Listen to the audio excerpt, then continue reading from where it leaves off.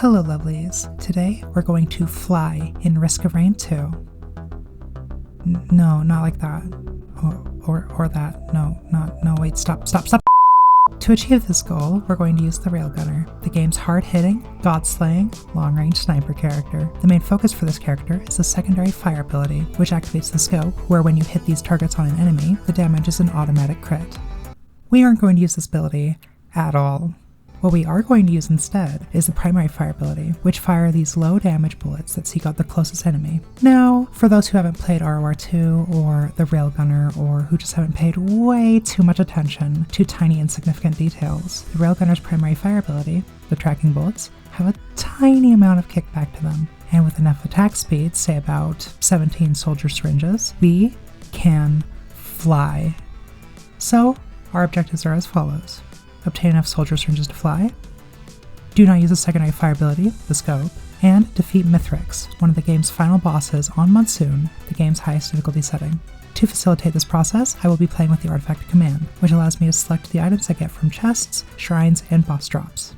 So let's get started.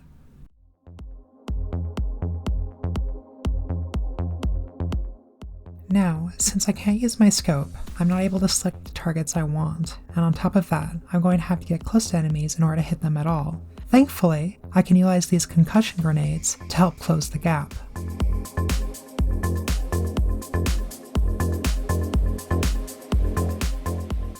Here, I pick up an ATG missile launcher, which will convert it into the void item, Plasma Shrimp, which fires plasma bolts on every shot.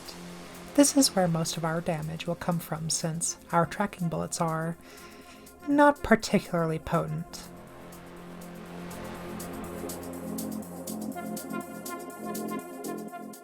The first boss is a Wandering Vagrant, which is dispatched with little issue, and a yellow item is our reward. We're going to pick up a charged perforator, giving us a chance to deal quite a bit of damage on hit.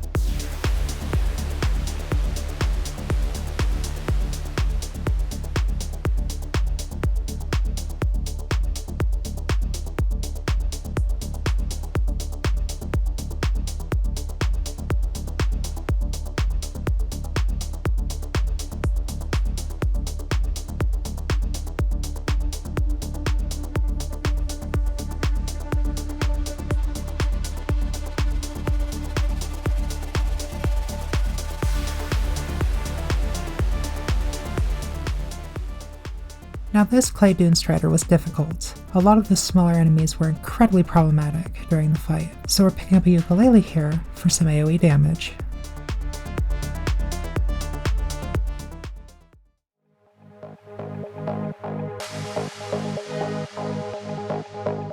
First Void Seed of the run, and we have a terrifying enemy here. A Void-possessed Clay Templar. That nearly kills us. We managed to survive though, and the extra Void items are available to us, allowing us to pick up safer spaces for a bit more survivability and utility.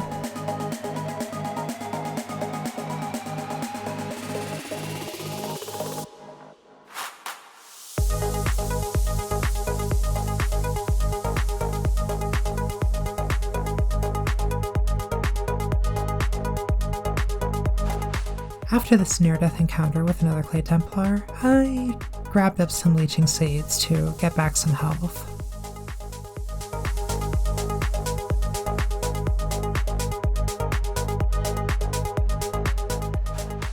At this point, I realized that I need to get all 17 syringes before the 5th stage, or I was going to have to do a loop and do all of this over again, and I was not about to do that here.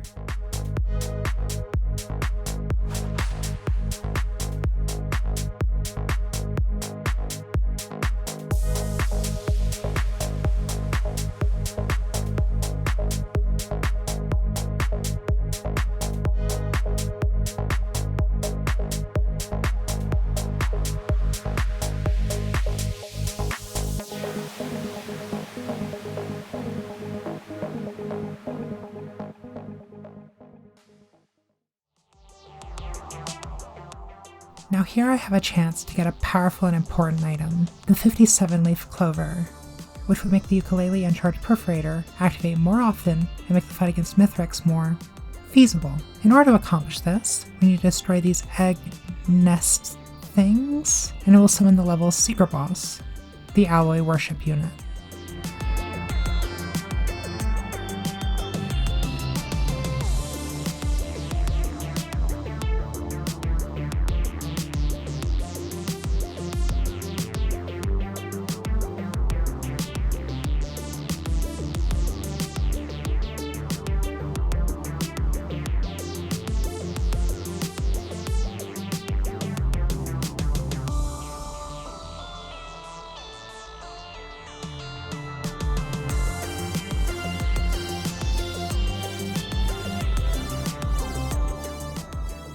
Now this was a long fight.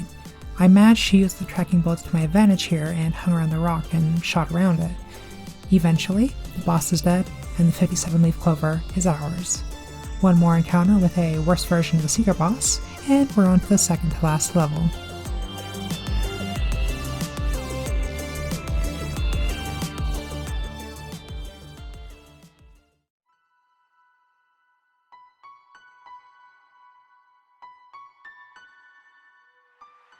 Now, finally, we have achieved flight. First time piloting a gun, and it's a little bit tricky, but I think I'm getting the— God, that asteroid came out of nowhere. Anyway.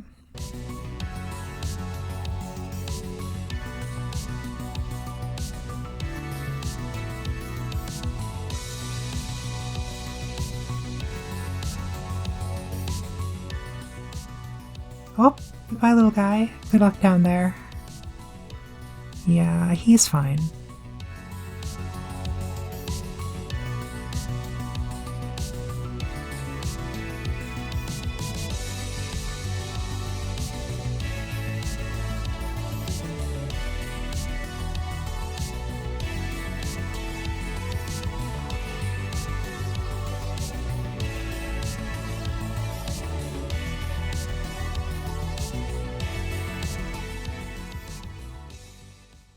Now, we're finally on the moon of Petrichor 5, and using our newfound flight, we can really speed our way out of this chamber.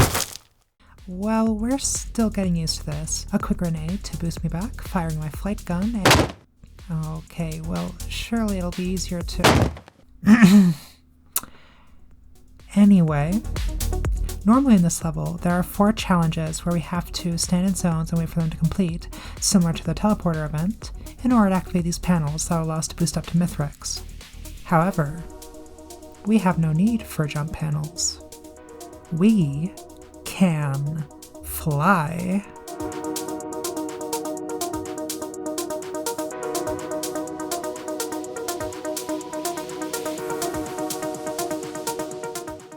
Finally, we're here, and with the power of excessive bullets and flight, we will be victorious. It took a bit for me to figure out the spacing, but by the end of the first phase, I had it down.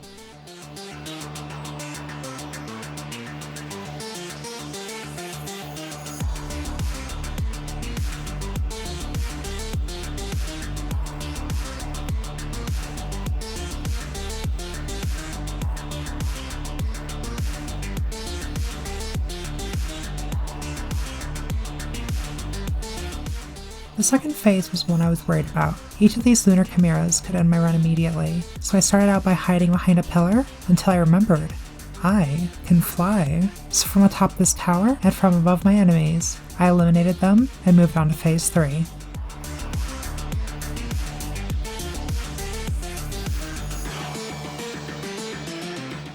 Now in phase 3, there are 2 things I'm particularly worried about. One is this hammer slam now has a pillar of energy that can hit me, and the other was this spinny damage thing. This single spinny damage death thing has ended so many good runs. So many good runs. Now I was almost there. After getting through this phase, it's one more and we would be done. I just had to dodge this spinny of death. Now I wasn't worried about this. I am an epic gamer girl. I've put almost 300 hours in this game, so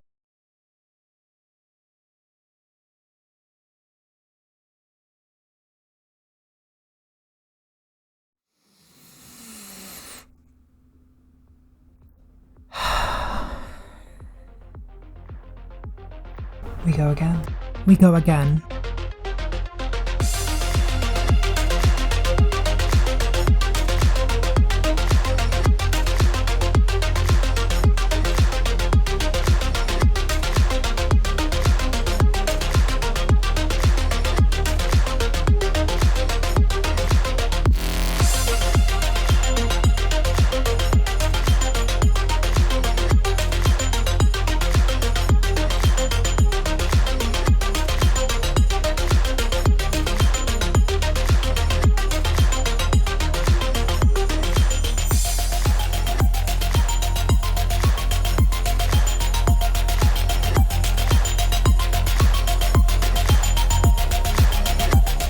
Honestly, the most annoying thing about a second run is going to be getting the 57-leaf clover again.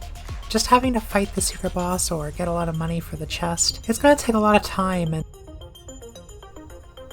Oh, well that's convenient.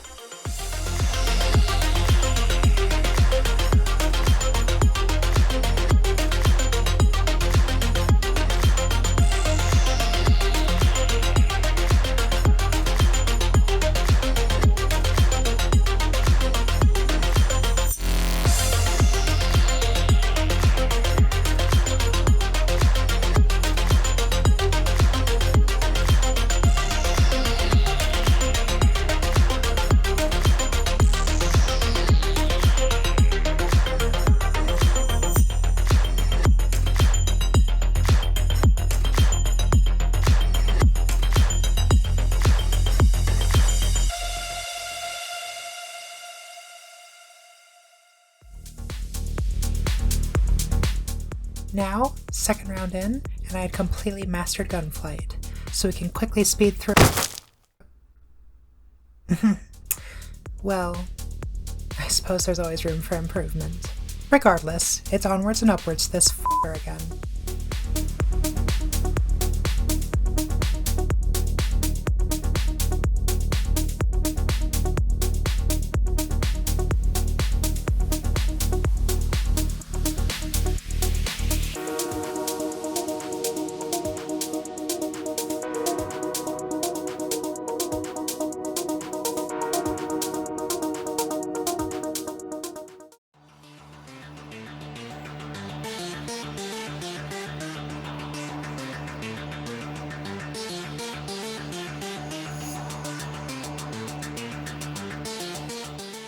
Knowing my spacing from last time made this phase go by fairly quickly. Oddly enough, the second phase gave me more trouble this time around, and I was worried we'd be in for another run through, but we managed to beat all the chimeras, and it's on to the nerve-wracking phase 3.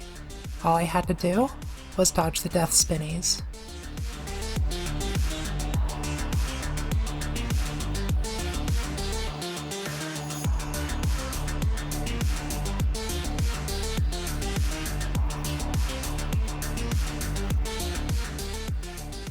Alright, but we're not through yet. Having defeated the phase with spinning death, there was one more challenge ahead of us. Phase 4 of Mithrax takes all the items we acquired during the run, and we have to damage him to get them back, meaning no flight and no leeching seeds. In this phase, we could die very easily and very quickly.